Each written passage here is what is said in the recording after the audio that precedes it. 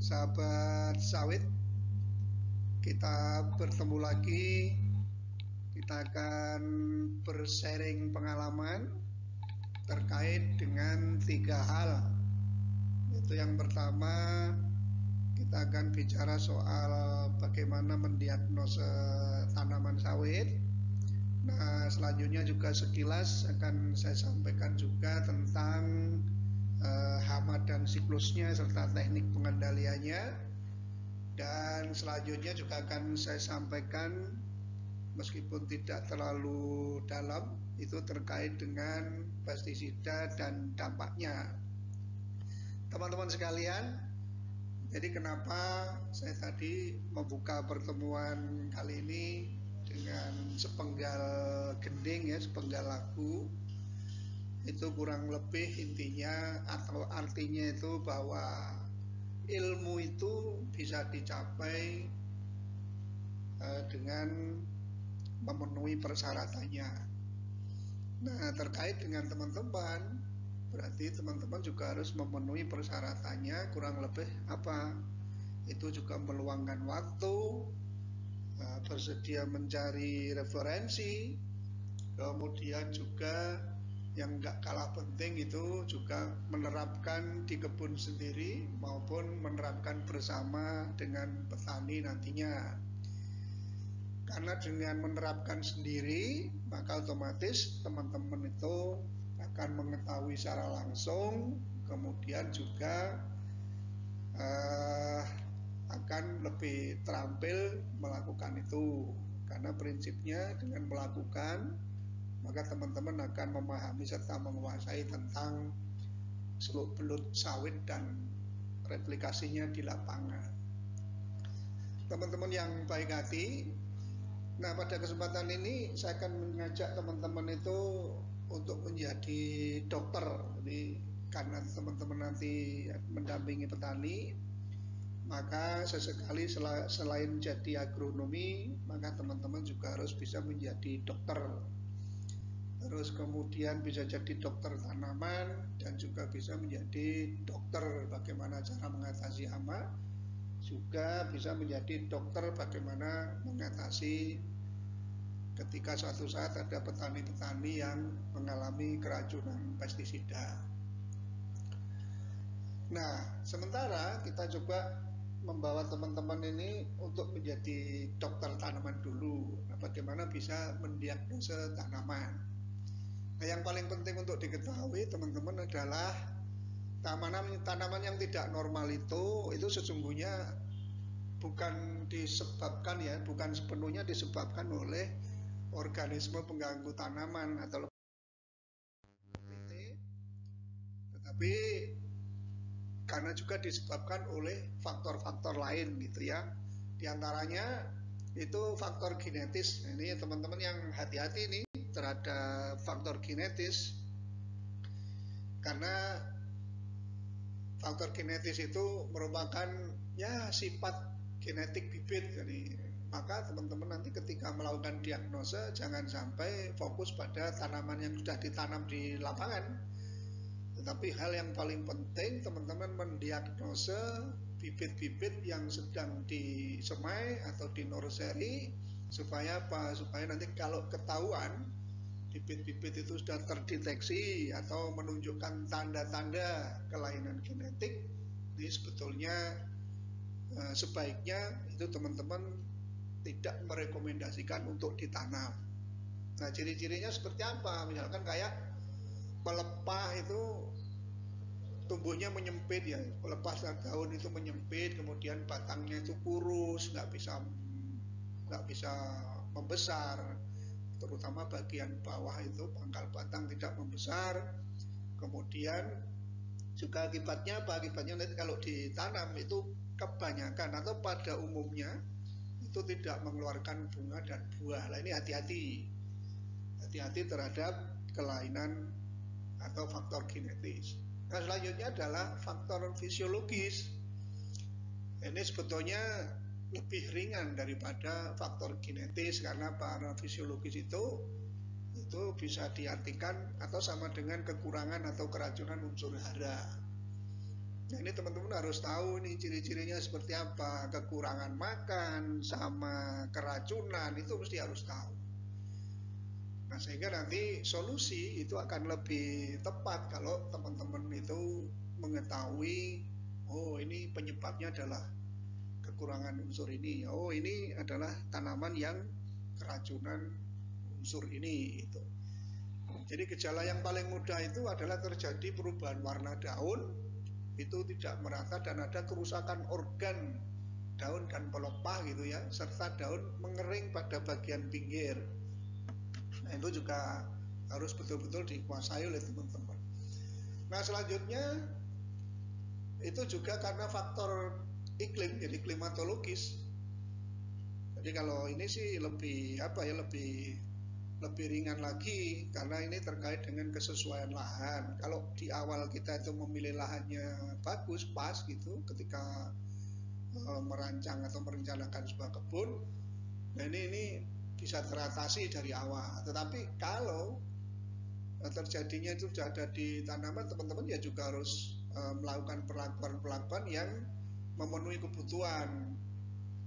Jadi misalkan kalau wilayah-wilayah daerah pasir itu kadang-kadang ketika cuaca kering ekstrim ya, itu juga akan mengalami kerusakan sawitnya, terutama gejala-gejalanya itu seperti daun bawah itu mulai mengering.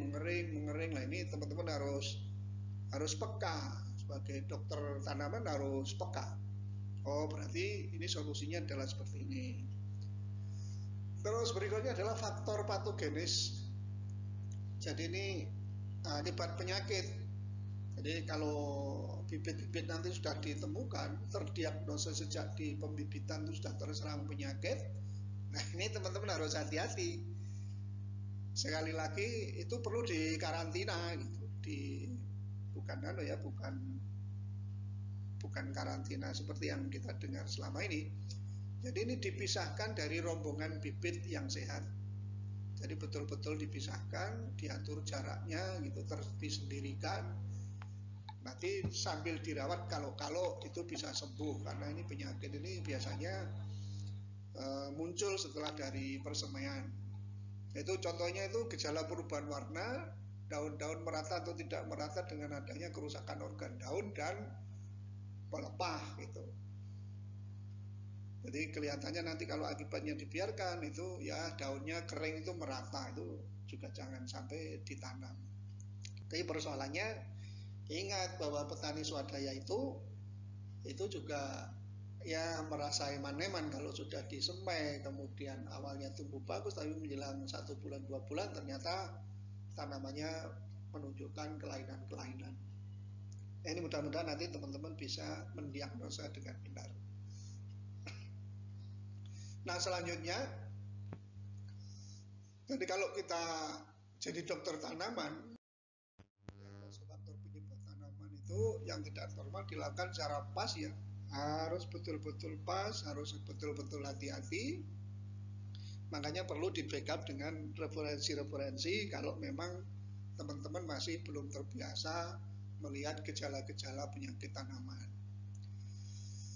Nah ini saran saja ya, saran secara pribadi berdasarkan pengalaman tentunya, karena di kebun-kebun petani swadaya itu sudah banyak pengalaman tanaman sawitnya itu tidak berbuah, kemudian tidak berbunga, kemudian terus pelepahnya itu mengalami kelainan. Nah ini kalau teman-teman itu nanti menemukan gitu ya, misalkan ditemukan 6 bibit ini didiagnosa kelainan, terus kemudian kelainannya itu adalah kelainan genetik. Nah, maka sebaiknya secara pribadi saya tidak merekomendasikan untuk ditanam. Karena apa? Karena si penanam nanti akan mengalami kerugian ya kurang lebih itu dalam waktu 25 tahun. Jadi otomatis rugi. Apalagi kalau sawit itu kan kita sudah membahas tentang jarak tanam, itu terkait sama populasi lah. Otomatis kalau 143 pohon per hektar, kemudian yang genetik ya, faktor genetiknya itu didapat 10, maka itu sudah mengurangi produksi dalam satuan hektar. Jadi gitu teman-teman. Pada kesempatan ini juga tujuan kita kenapa membahas tentang diagnosa tanaman ya. Jadi untuk meningkatkan kemampuan pekebun nantinya dalam mendiagnosa faktor penyakit tanaman yang tumbuh tidak normal.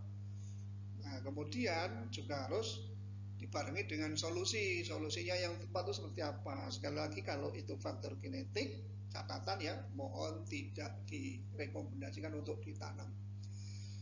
Nah, setelah itu juga meningkatkan pemahaman dan ketelitian pekebun agar dapat melakukan deteksi dini terhadap tanaman sawitnya sejak dari persemaian agar bibit yang tidak normal tidak ikut tertanam di lahan tanam. Ini sekali lagi pesannya, dan perlu digarisbawahi diagnosanya itu memang harus bila perlu dari kecambah ya, dia diagnosa dari kecambah.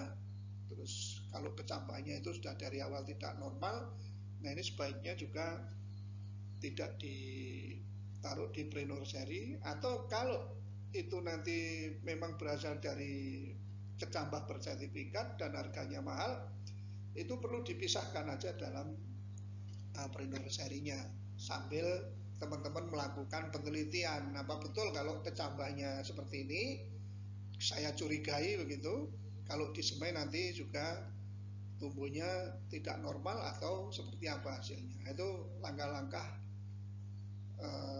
yang harus dilakukan ketika teman-teman betul-betul ingin menjadi dokter tanaman yang ahli. Baik, nah sebagai dokter tanam itu akan lebih bagus kalau selalu mencoba mempraktekkan seperti pembuka di awal tadi. Jadi mencoba melakukan itu adalah perihal yang harus dilakukan oleh para dokter tanaman yang nantinya akan mendampingi pekebun swadaya. Nah ini teman-teman ini ada kayak tugas gitu ya, tolong nanti dikerjakan, dilakukan. Sekali lagi ini nanti hasilnya akan kita diskusikan atau kita bahas secara mendalam di pertemuan virtual ya. Yang pertama itu pilih salah satu contoh tanaman yang tumbuh tidak normal. Jadi menurut teman-teman tuh cari aja misalkan di pre-nursery maupun di main nursery itu ya tentu saja pasti ada tanaman-tanaman yang tumbuhnya itu tidak normal. Nah, maka itu pilih salah satu, kemudian amati dengan teliti. Terus catat apakah tanaman tidak normal itu bersifat sementara atau dalam waktu yang lama, dan apakah pada seluruh bagian tanaman. Nah, ini boleh nanti teman-teman boleh membidik di persemaian, juga boleh membidik di lahan tanam. Kalau teman-teman nanti sudah menemukan di lahan tanam, ya maka yang tanaman di lahan tanam itu yang diamati dengan teliti. Nah, selanjutnya pelajari gejala spesifik yang nampak pada tanaman sakit dan diakibatkan oleh faktor apa. Jadi kalau sudah ketemu tanaman yang sakit, teliti, kemudian menurut teman-teman itu disebabkan oleh faktor apa. Nah, sesungguhnya ini berlatih supaya teman-teman lebih peka begitu. Terus kemudian selanjutnya tindakan apa yang harus dilakukan terhadap masing-masing gejala yang Anda temukan. Jadi itu tugas teman-teman. Nanti silakan pergi ke lahan atau pergi ke nursery itu untuk mengambil salah satu contoh tanaman yang dianggap kurang normal, pelajari sifat-sifat dan gejalanya, terus kemudian berikan rekomendasi tindakan apa yang harus dilakukan. Jadi mari berlatih mendiagnosa tanaman sakit atau tanaman yang tidak normal. Nah, selanjutnya teman-teman setelah teman-teman melakukan tugas tadi, ini jadi coba diperdalam tentang faktor penyebab tanaman sakit atau tidak normal yang paling. Jadi menurut teman-teman itu apa? Jadi tanaman yang tidak normal itu disebabkan apa? Dan tentukan penyakit yang paling merugikan itu ketika ditanam petani itu penyakit apa, itu kelainan disebabkan faktor apa. Nah, itu berikan penjelasan kira-kira kenapa begitu. Nah, untuk membantu teman-teman, ini ada beberapa contoh ya tanaman yang tidak normal, jadi tanaman abnormal gitu. Ini tumbuhnya meninggi gitu. Terus kaku dengan sudut pelepah yang kecil. Ingat-ingat, tidak selayaknya sawit sehat ya. Jarak antara lidi daun itu juga terlalu renggang-renggang gitu ya, terlalu berjarak gitu. Nah, pengalaman tuh lebih dari 3 cm ya, nanti coba teman-teman ini ukur ya. Nah, ini sebetulnya banyak yang protes dulu itu, wah ini kan karena etiolasi, karena terlalu naungannya terlalu padat. Nah, ini ternyata bukan begitu. Walaupun yang di persemen naungannya minim, itu juga sama. Jadi ketika sudah terbawa faktor genetik, itu di semai dimanapun atau di minor seri kah, prenur seri, itu sama saja. Jadi ini berdasarkan pengalaman, nanti tolong teman-teman buktikan. Selanjutnya ada yang permukaan tajuk ini rata pelepah pemuda lebih pendek. Nah, jadi permukaan tajuknya itu rata. Kalau normalnya itu kan mesti bagian tajuk itu menjulang tinggi, tapi ini rata. Jadi pelepahnya itu lebih pendek. Nah, itu nanti kalau ketemu itu, nah silakan dipelajari, kemudian padukan dengan referensi yang teman-teman cari. Terus kemudian ada juga kita sampaikan juga ada yang terserang karena penyakit gitu ya. Ini lebih dikenal dengan Crohn disease gitu. Nah, ini juga mengalami kelainan karena kalau serangan parah itu juga bisa menimbulkan kematian. Tetapi kalaupun serangan sedang itu ditanam, itu misalkan ditanam umur 1 tahun. Nah, kemudian tumbuh bagus di umur 2 tahun. Nah, biasanya itu ketemu lagi, muncul lagi, itu akan kelihatan sakit lagi pada umur 3 tahun.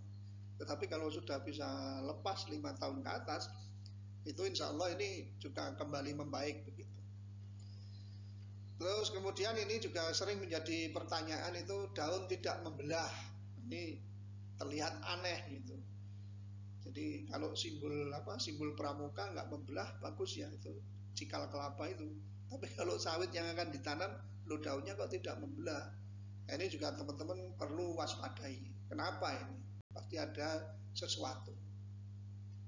Terus berikutnya ada juga yang daun dan juga sudah nyempit kerdil lagi. Nah, ini juga jangan ditanam, walaupun gitu ya, walaupun nanti satu persyaratan juga yang, wah ini pangkal batangnya kan besar ya, tetapi persoalannya ada gejala lain, misalkan daunnya menyempit, terus tumbuhnya kerdil dan tidak senormalnya bibit-bibit yang lain gitu ya, bibit sawit yang lain sesuai dengan umurnya. Jadi meskipun umur sudah cukup, tetapi pertumbuhannya itu tetap kerdil. Jadi kalau ditanam, syukur-syukur kalau buah nanti kesulitan yang dodot. Jangan ditanam teman-teman ya. Nah, ini contoh-contoh yang tadi tumbuh tanaman. Untuk ini aja, untuk tambahan referensi teman-teman dalam nanti mendiagnosa ya, berlatih tanaman-tanaman yang tumbuhnya kurang normal. Nah, selanjutnya sebagai akibat itu kalau terlanjur ditanam, nah ini teman-teman. Jadi kalau yang ditanam yang faktor genetis itu biasanya tidak mengeluarkan buah, tapi ada juga yang hanya mengeluarkan tuh bunga saja, tapi tidak bisa jadi. Nah, nanti juga bisa seperti terkenalnya di lapangan tuh ada yang namanya sawit gajah. Ada juga yang sebagian orang transmigrasi Jawa bilang sawit geru. Nah, itu batangnya bagus tapi tidak pernah berbuah. Tapi ada juga yang batangnya itu kecil, ramping, meninggi, juga tidak berbuah. Nah, itu hati-hati dan waspada terkait dengan kelainan yang disebabkan oleh faktor genetis. Nah, itu kita garis bawahi saja. Terus kemudian kalau di itu juga ya coba nanti diupayakan kekurangan unsur hara apa gitu ya. Kebanyakan tuh biasanya daunnya keriting dan lain sebagainya. Nah, ini tidak mengembang, nanti Nah, di situ bisa ketahuan kalau itu kekurangan unsur boron. Nah, contohnya seperti itu. Terus kemudian yang ini ada juga yang patogenesis yang akibat jamur. Jadi hati-hati itu, patah pelepah, kemudian patah janjangan, ini juga perlu diwaspadai. Jangan-jangan itu adalah terkait dengan jamur ya, dari penyakit gitu. Nah, selanjutnya juga sudah dibahas tadi terkait dengan iklim. Kalau iklim, nah ini hati-hati juga. Sawit perlu diingat, sawit itu perlu minum banyak, terus perlu makan banyak. Itu harus itulah konsekuensi menanam sawit, maka itu ya harus diberikan asupan yang cukup. Karena sebetulnya diakui atau tidak diakui bahwa sawit bukan asli tanaman bumi Indonesia, melainkan itu adalah tanaman yang merupakan anak angkat gitu ya, yang diangkat. Biasanya kalau anak yang angkat itu manja, makannya perlu banyak, minumnya perlu banyak. Nah, seperti itu teman-teman, monggo nanti silakan silakan dikerjakan tugasnya, silakan praktek menjadi dokter tanaman sehingga bisa mendiagnose dengan tepat. Karena ketepatan dalam mendiagnose ini tidak ubahnya seperti dokter-dokter manusia ketika mendiagnose pasien dengan tepat, itu juga memberikan solusi obat yang tepat.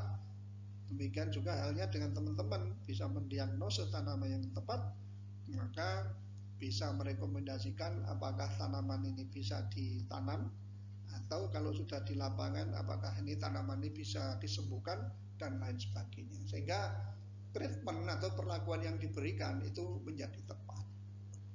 Nah, ini terkait teman-teman ya, saya ucapkan selamat mencoba, semoga menjadi dokter tanaman yang benar-benar ahli. Nah, pada kesempatan ini juga saya sampaikan terkait informasi teknis ya, itu mengenai hama. Jadi biar nggak tanggung ini saya sambung karena nanti pas kegiatan virtual supaya kita punya bahan untuk diskusi lebih dalam gitu ya.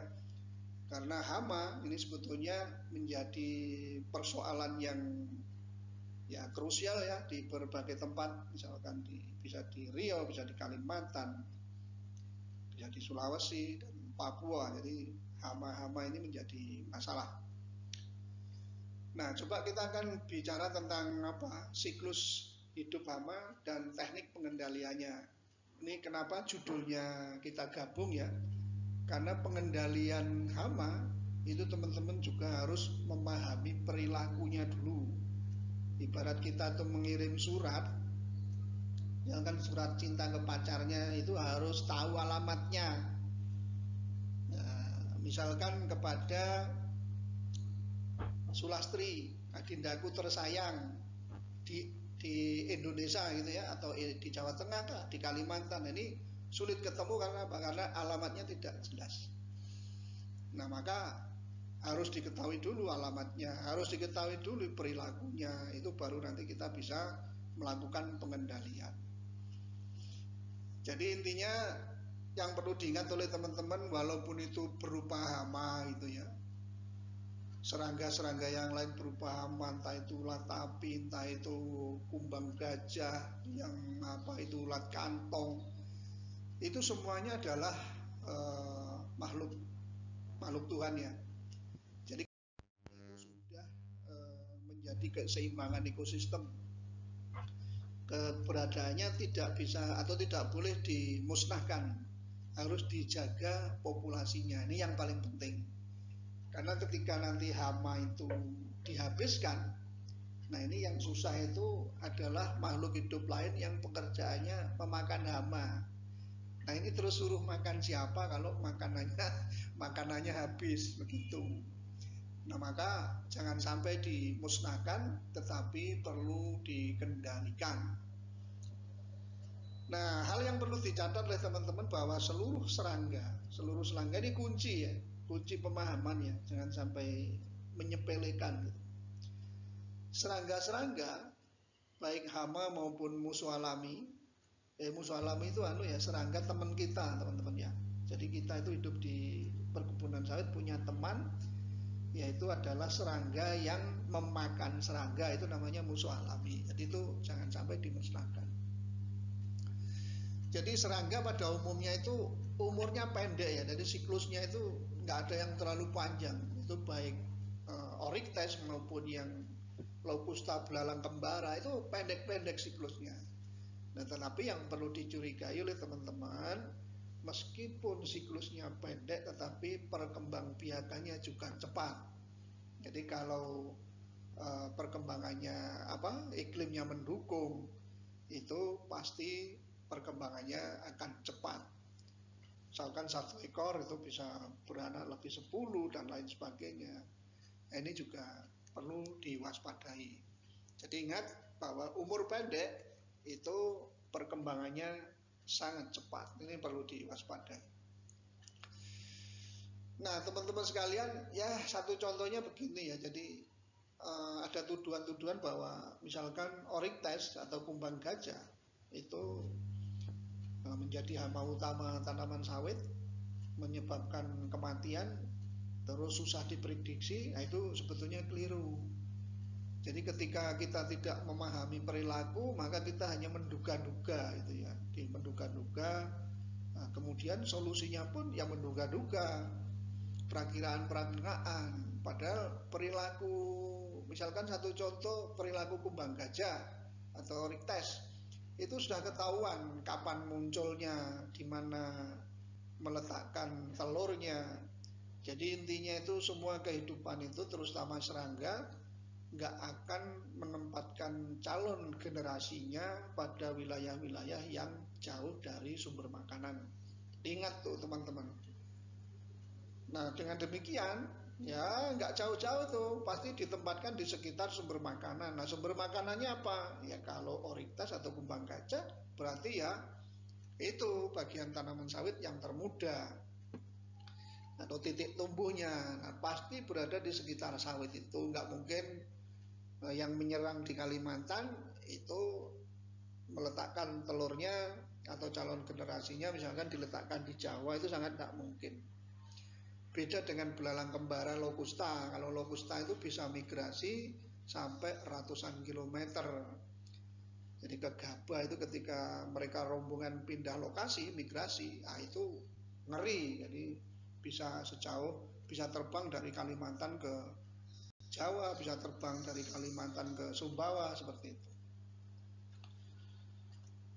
Nah, kenapa kita membahas ya sesungguhnya itu membangun pemahaman saja sih terhadap petani tentang siklus dan jaring-jaring makanan sebagai dasar penetapan teknik pengendalian.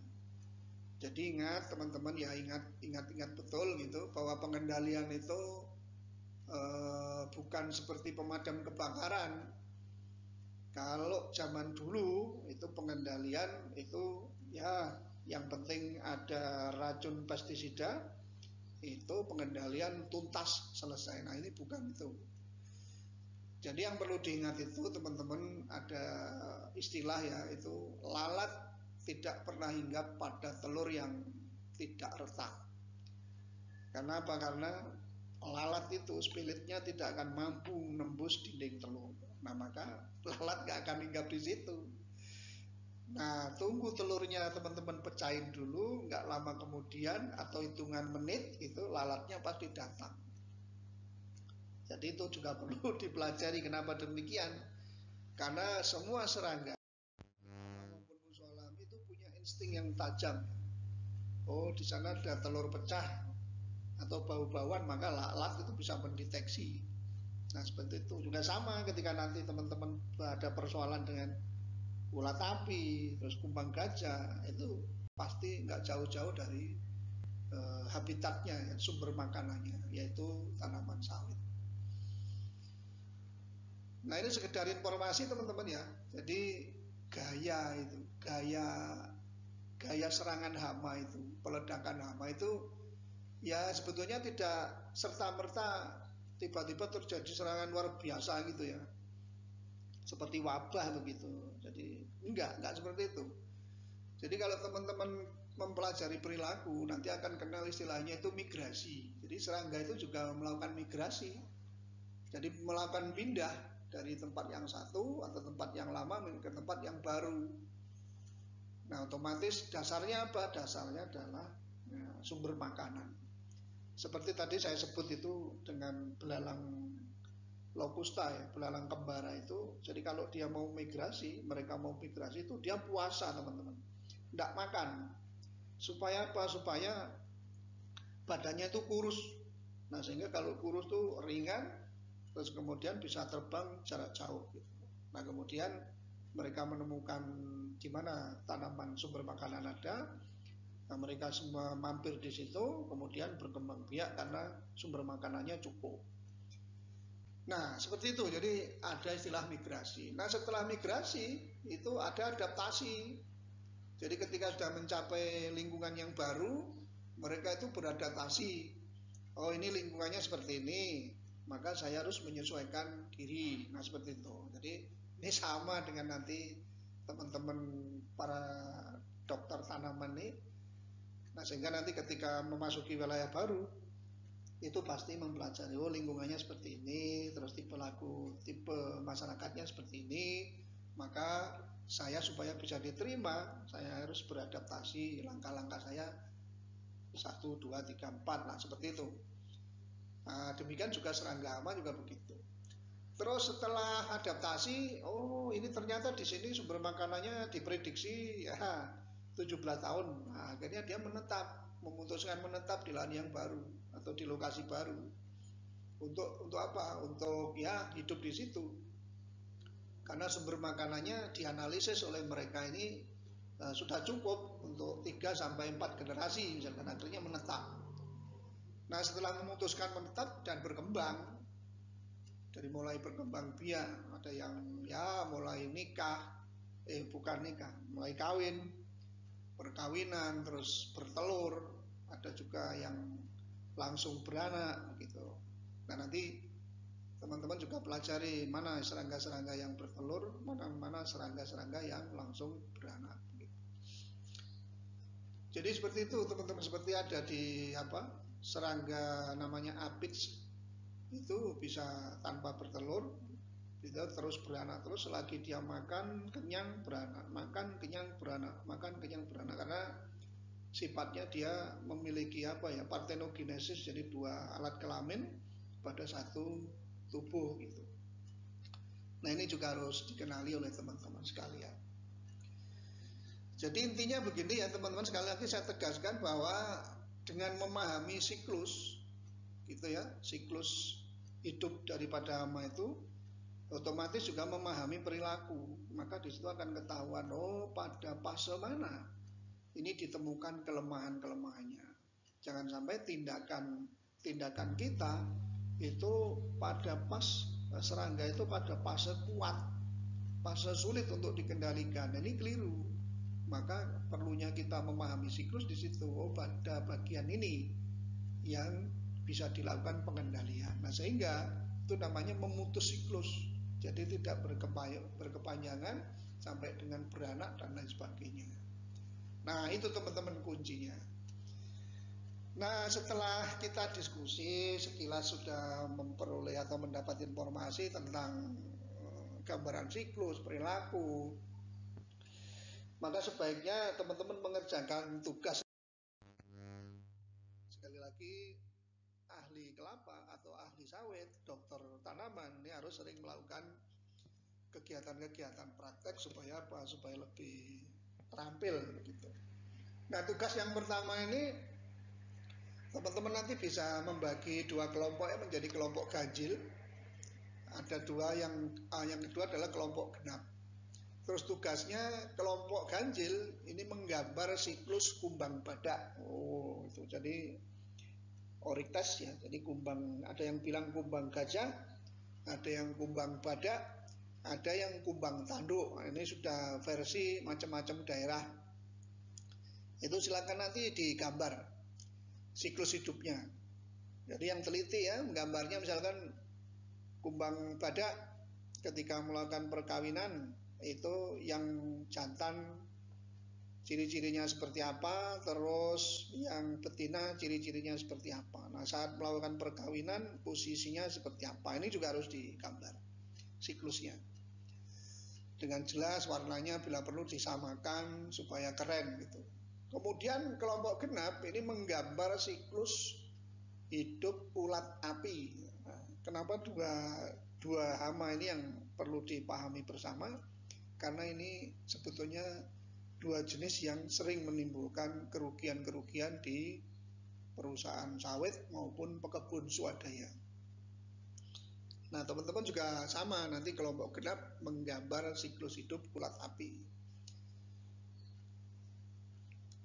Nah, terus jangan lupa teman-teman, baik kelompok genap maupun kelompok ganjil ini juga mendiskusikan 2 poin saja, nggak usah banyak-banyak.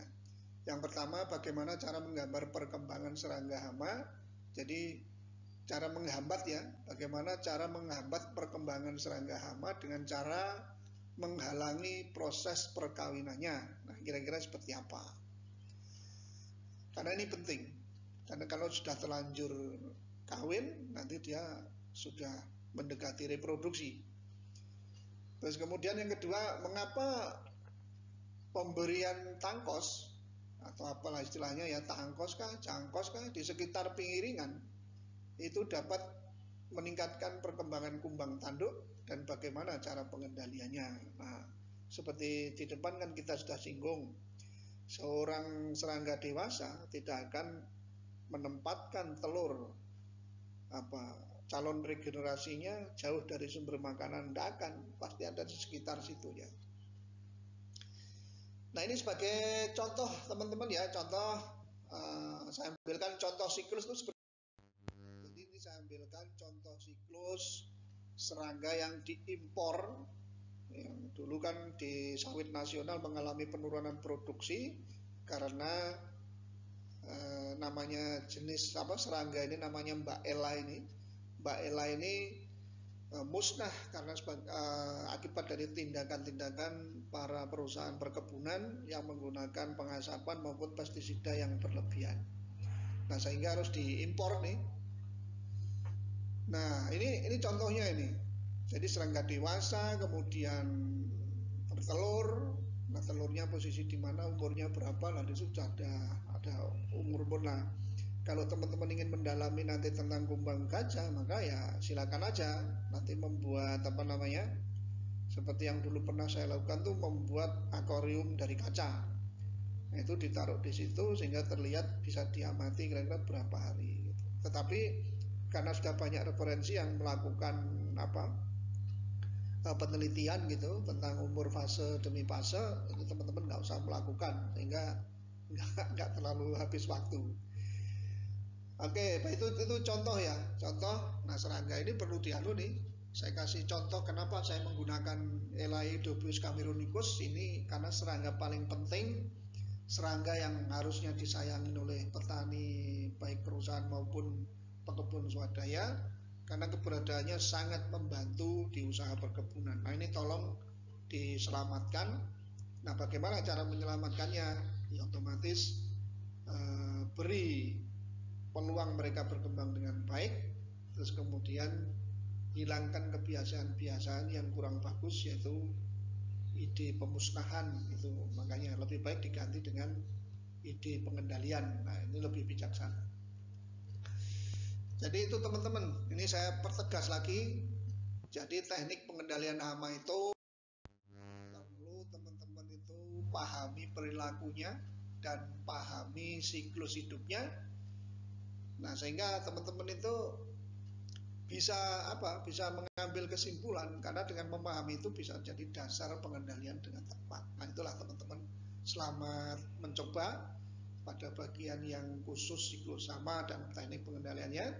Nanti kira-kira seperti apa siklus yang benar bagi kedua hama yang menjadi tugas tadi, mari kita nanti perdalam saat pembahasan di virtual. Makanya teman-teman harus melakukan sehingga punya bahan untuk diskusi. Nah, ketika banyak diskusi, insya Allah teman-teman akan mendapat banyak pengalaman baru. Oke, saya lanjut terkait dengan ini, ada kaitannya ini, ada kaitannya dengan lingkungan, terutama penyelamatan serangga-serangga teman kita yang membantu di perkebunan. Ini coba saya ini mengajak teman-teman untuk mengenal dampak pestisida. Nah, kira-kira tujuannya adalah membangun komitmen para kebun untuk menggunakan pestisida secara benar dan pada lingkungan dan kesehatan manusia. Ini jadi penting. Jadi tidak sedikit korban-korban akibat keracunan pestisida. Teman-teman kalau masih ingat itu di kejadian di Brebes ya, petani bawang merah. Nah, di sana itu banyak orang keracunan karena menjadi petugas semprot gitu, dan penyakitnya itu akibatnya itu tidak sembuh atau tidak bisa disembuhkan sampai dengan para pekerja semprot itu meninggal dunia. Nah, maka ini jangan sampai terjadi di tempat kita. Nah, sekedar informasi teman-teman, gerakan penggunaan pestisida itu yang paling besar-besaran, tapi zaman itu Indonesia kan perlu swasembada pangan.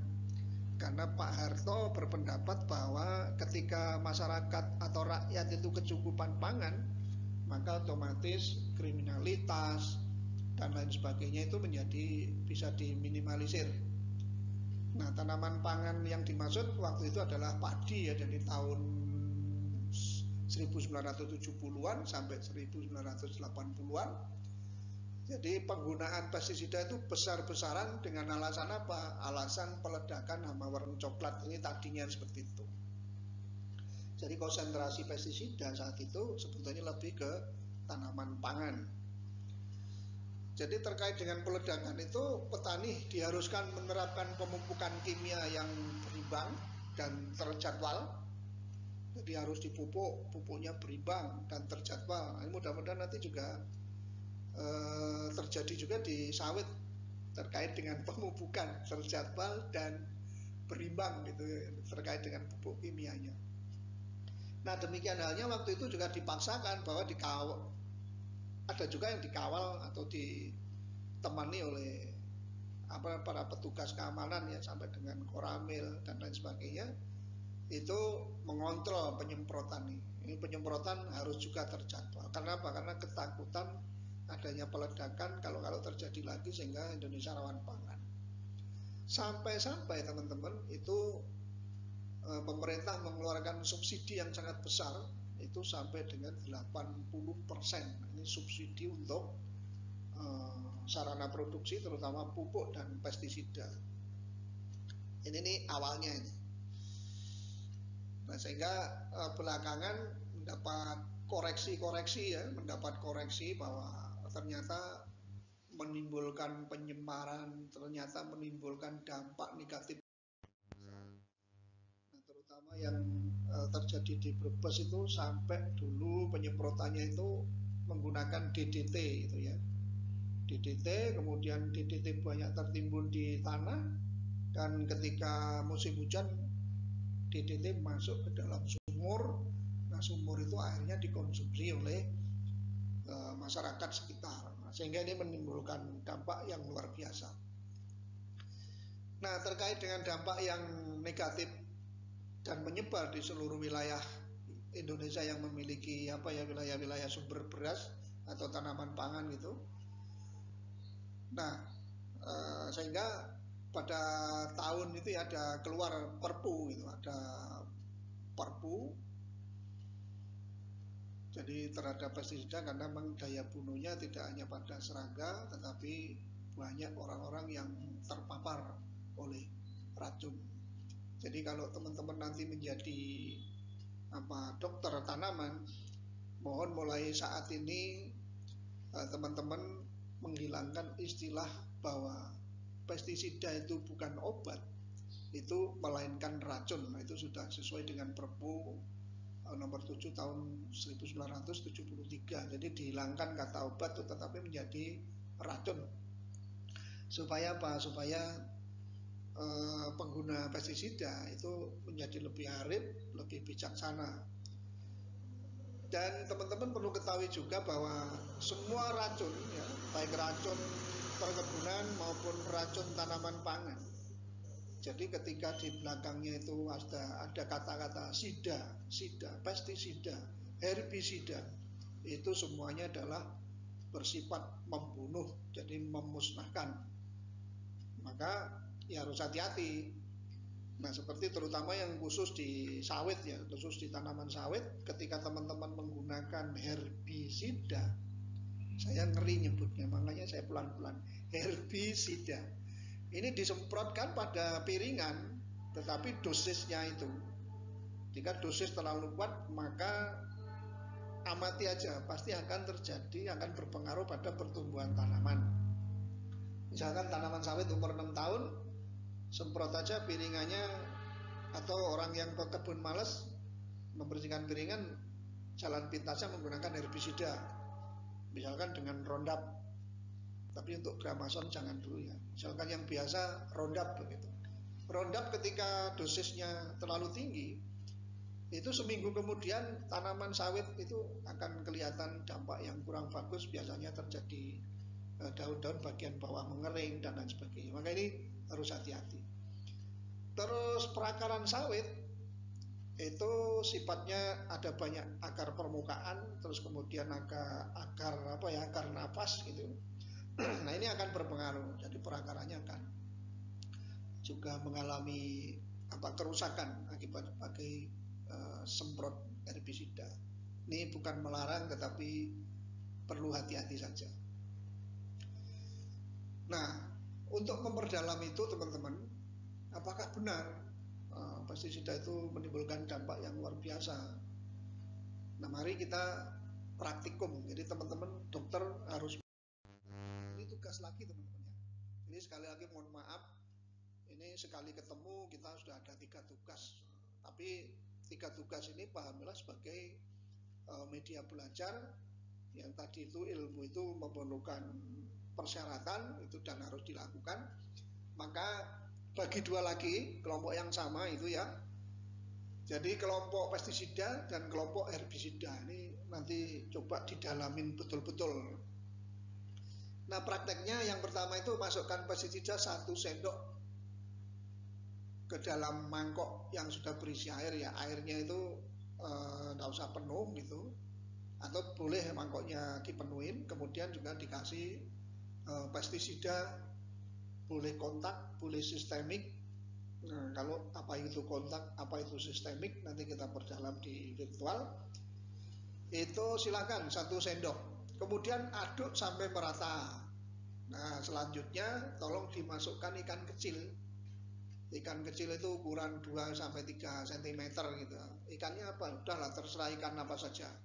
Ikan koi boleh, jangan terlalu mahal. Ikan sungai aja. Kalau koi nanti terlalu mahal. Nah, selanjutnya amati apa yang terjadi. Apakah ikan itu mati? Dan yang paling penting, tolong teman-teman amati proses kematiannya. Nah, ini diamati betul proses kematiannya seperti apa. Tapi jangan membayangkan proses kematian petani yang keracunan. Ini persoalan praktik ikan aja. Nah, demikian juga halnya ketika kelompok herbisida. Nah, sama prosesnya. Masukkan herbisida 1 sendok makan ke dalam mangkok sudah berisi air. Aduk sampai merata. Terus kemudian masukkan ikan kecil, ukurannya yang sama ya ikannya ya. Karena ini supaya nanti kita lihat beda. Jangan sampai ikannya beda ukurannya, sehingga nanti bisa mengambil kesimpulan antara pengaruh pestisida dan herbisida itu seperti apa. Mana lebih cepat mati atau sama-sama mati. Yang itu coba dilihat. Jadi sama yang keempat, amati apa yang terjadi. Apakah ikan mati, terus kemudian juga amati proses kematiannya seperti apa. Nah, teman-teman harus lakukan.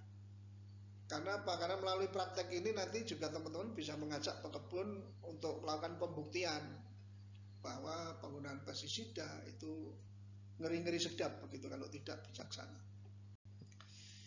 Nah, kemudian kalau